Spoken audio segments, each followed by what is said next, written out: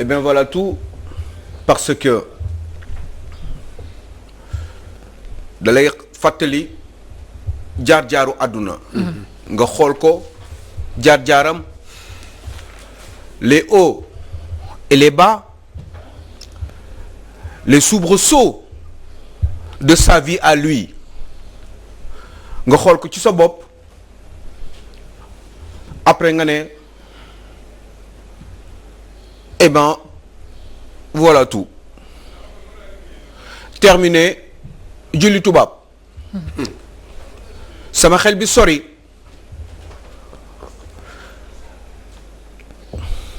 am blocage ci samay xalaat parce que ngay xalaat sa juddu xalaat say màgg xalaat say péripéties xalaat ni yow tamit ala kulli ali bis dina jot yow nga topp ci xanaa di ñaan yàlla dimbali ñu bis boobee mu fekk ñu ci lu baax Fatou. amiin moo jar a ñaan sax. ki nga xam ne moom moo doon wax ci Covid way ci yedde ci joxe ci xalaatam réew mi di bàyyi xel ci moom kooku moom la Covid 19 terrassé amaana yàlla nag lu mu tudd kenn mënu ci dara ndax yàlla programme am teg na ko ba pare waaye ñun doomu aadama dañu am ay limites moo tax mbir mi dañu metti waaye ba tey yàlla jox nañu ñuy am ay xolu muñ di ko mën a muñ di ko mën a surpasser pour mën a passer à autre chose xanaa leen na ndeysaan da ngay jur sa doom liggéey am njaboot eh ben sa doom màgg mel ni yow yenn saa yi mu sax dépassé la ci wàllum célébrité ci wàllum xëy na sax teraanga nga waroon ci xëy na xaw ma nu ñu ko doon nu ñu koy waxee yaataa yumbe yaataa yumbe eh bien yàlla ne la déedéet yow fii laa lay yemale ndax wërsëg bi nekk ci sa doom amaana ñeneen ñoo ci yaataa yumbe yow mi ko jur man fii laa lay yemale yow moom def naa li may def ci moom fi mu neexee dëgg nga war di ci jouir et ben fii laa lay arrêté man subhanahu wa taala parce que yow sa doom bi ñeneen ñoo war a profité ci moom ñeneen ñoo war a yaataa yumbe ci teraangam waaw nga ne allahu akbar nga ne lii nag lii mooy programme dëgg boo xam ne ki nga xam ne moom da koy def kenn ala kulli yàlla mënu koo dindi ndax ni mu ko defee ak ni mu ko bëggee noonu mooy am. waaye am na loo xam ne suñu borom dindil na ko Aliou Sow laataa muy génn àdduna ndax Papa Thione dafa def parcours bu macha allah. ba benn tâche bu ndaw moo ci nekkoon muy problème bi nga xamante amoon na ko ak justice waaye bu ñu sukkandikoo ci son avocat maître Ousmane Seye. nee na vendredi bële passé la ko cour suprême blanchir totalement donc yóbbaalewul benn loo xamante soit àq la wala si ay accusations yoo xamante ni tegoon nañ ko ci ndoddu moom Thione Seck et loolu je pense que war nañ si informer askan bi ñu xam ne moom Thione Seck la ñu ko tegoon tuuma yëpp dañ ko dindi ba mu set. dindi nañ ko cour suprême. set na wecc. balaa moo dem àllaaxira. te am naa yaakaar ni la justice divine ça c'est une justice sur terre c'est la justice du périssable. mais justice divine am naa yaakaar ni. dem na dans un bon sens. ndax lu baax li ñuy wax ci moom boo gisee nit ñi nekkoon démb ci cimetière bi. ca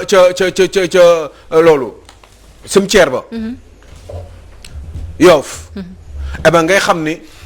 man de am na lu ma déggoon góor gi wax ñeent fukki nit de fu ñu taxaw di ñaanal nit néew boobu mucc na man de li ma fa gis waxuma ñeent fukk waxuma ñeenti téeméer waxuma ñeenti junni ak a bari xel dal na yàlla na yàlla fëgg bopp jabar ji amiin ba mu tane ci jàmm ak salaam mën a uuf njabootam ba pare am xolu muñ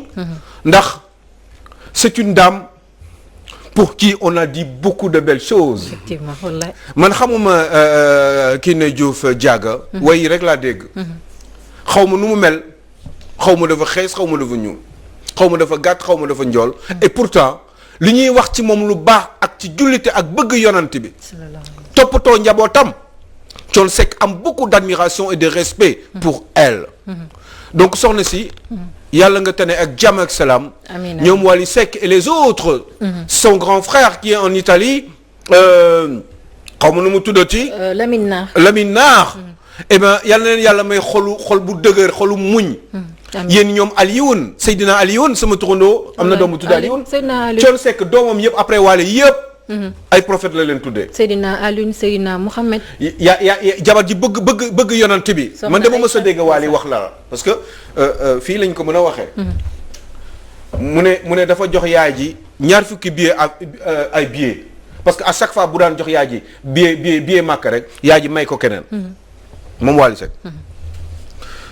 mu dem ba sonn ci xam naa mu jël 20 billets d'avion mu jox ko léegi ne ko àndal ak ñoom nga dem moom Wally Seck dañu ne nag des fois dañu naan liggéey ndey añub doom mais am na yoo xam ne war nañ ci bàyyi xel ñun Sénégal parce que bii mooy liggéeyu ndey añub doom macha allah yal na la yàlla sàmm madame Diaga Diouf Seck eh ben yal na may xolu muñ say njaboot gi yépp ba ngeen di continuer di happy xam ni àdduna nii la tëddee demal la maa ngi ñëw comme woykat bi ni mu ko waxee woon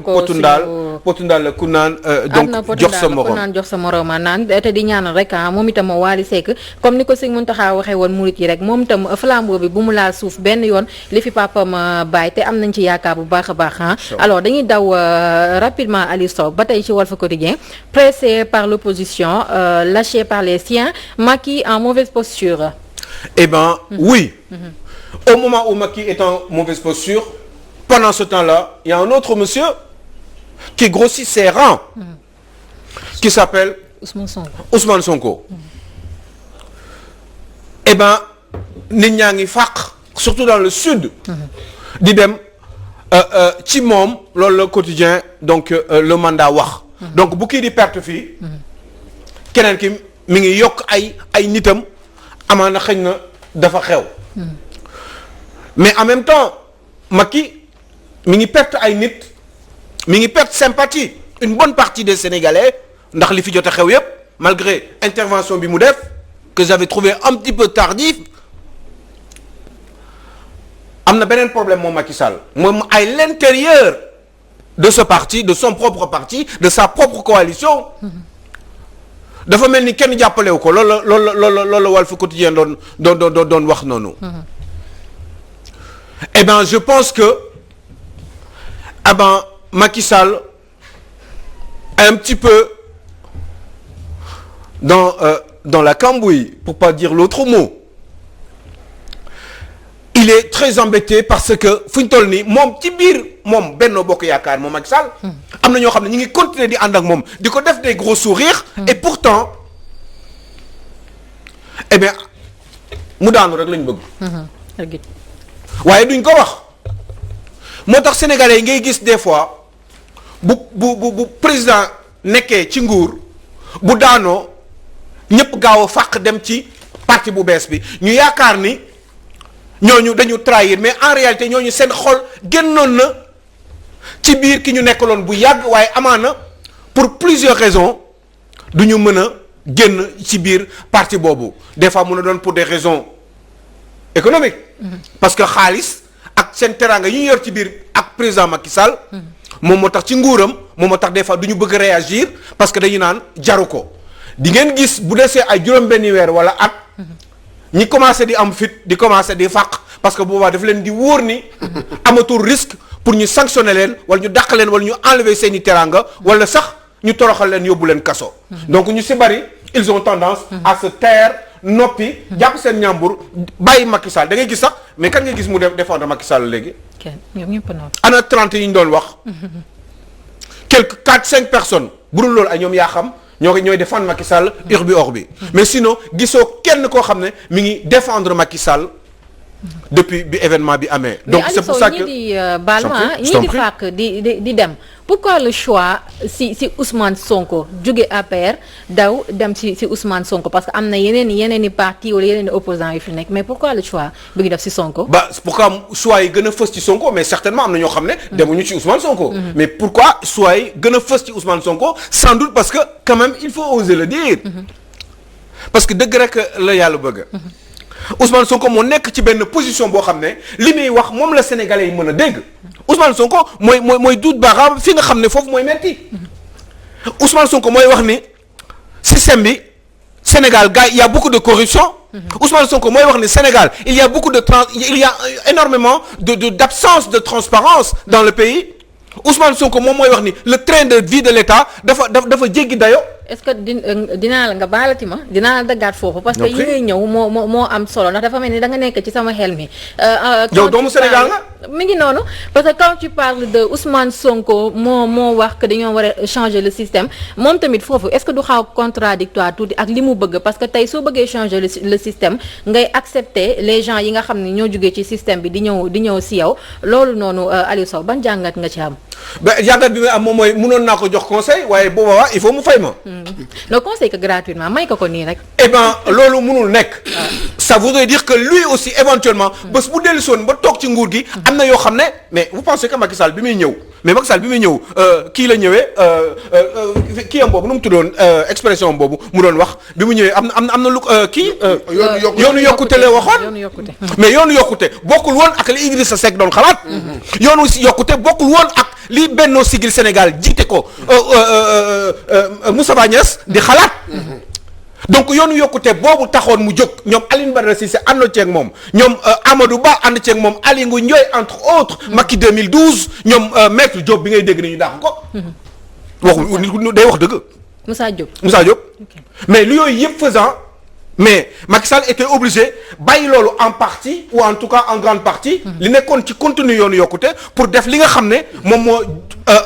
wàlloo. ci waa Benno Bokk Yaakaar alors que du waa Benno Bokk Yaakaar waa Benno Siggil Sénégal alors que du waa Benno Siggil Sénégal la ñu voté loon donc forcément équilibre boobu tentation d'équilibre boobu Macky Sall di def forcément moom moo koy dugal parce que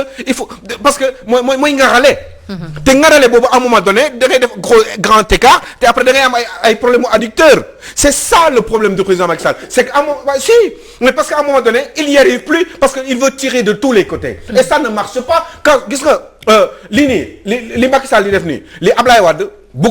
Moustapha Niasse bëggoon na ko defloo en 2001 bi Ablaye Wade nekkee président de la République bi mu ko defee en 2000 bi mu ko defee premier ministre boo gisee Moustapha Niasse pertoon Ablaye Wade dàqoon ko un an après c'est 11 mois après c'est parce que Moustapha Niasse dafa bëggoon ñuy équilibrer di partager nguur gi alors que Ablaye Wade amoon na benn vision boo xam ne moom moo ko indi woon pour mënoon ko def Ablaye Wade bu ko newoon di nekk ak Moustapha Niasse en 2001 kon ne bu ko dàqul woon Ablaye Wade li mu bëggoon def yëpp du ko def de te nag ñëpp xam nañu Abdoulaye Wade liggéey na bari woon na ay bambulaak sàcc beek yu kenn xamul mais moom ci boppam moom vision bi mu amoon moo ci 12 ans yi li mu indi Sénégal ba fii loolu wax dëgg yàlla bu àndoon ak Moustapha Niasse du ko def kon loolu noonu Abdoulaye Wade doon bañ loolu la Macky Sall nangu ak Moustapha Niasse mais Macky Sall au fur et à mesure du temps ñuy dem di dem mu rendre compte ni à un moment donné il faut que mu désorienté wu waat ñëwaat ci beneen cadre boo xam ne beneen canevas boo xam ne mooy li ko gënal moo tax mu indiwaat les libéraux lu tax mu indi ay ñoom Oumar Sarr lu tax mu indi ay ñoom Idrissa Seck parce que dafa gis ni il faut que mu rééquilibrer les choses parce que li mu xalaatoon ca njëlbeen ak ñoom Benno Siggil Sénégal def ko Benno Bokk Yaakaar doxul finalement Moustapha Niasse ban njëriñ la amal